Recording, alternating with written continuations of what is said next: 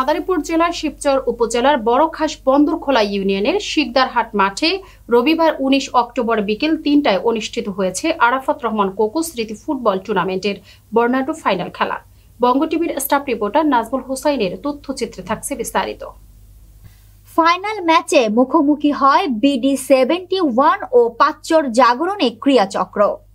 চমৎকার লড়াইয়ের মধ্য দিয়ে BD71 ৪-২ গোলে পাঁচচর জাগরণী ক্লাবকে পরাজিত করে শিরোপা অর্জন করে।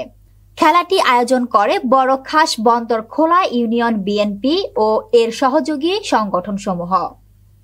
ফাইনাল খেলায় প্রধান অতিথি হিসেবে উপস্থিত ছিলেন শাহাদাত হোসেন খান, আহ্বায়ক শিবচর উপজেলা বিএনপি।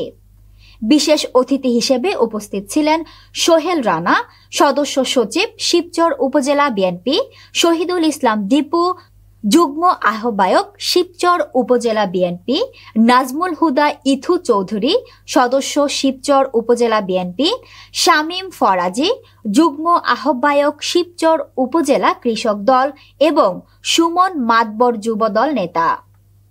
এছাড়া স্থানীয় অসংখ্য নেতৃবৃন্দ, সমাজসেবক ও খেলাপ্রেমী দর্শকরা মাঠে উপস্থিত থেকে খেলাটি উপভোগ করেন। আয়োজক কমিটির সভাপতি ছিলেন আয়ুব আলী মাস্টার।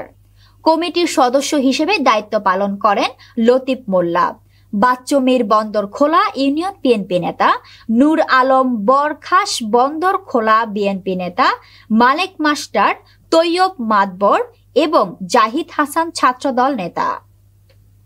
আয়োজকরা জানান, যুব সমাজকে মাদক ও নেশার অভিশাপ থেকে দূরে রাখতে এবং খেলাধুলার প্রতি আগ্রহী করে তুলতেই এমন আয়োজন করা হয়েছে।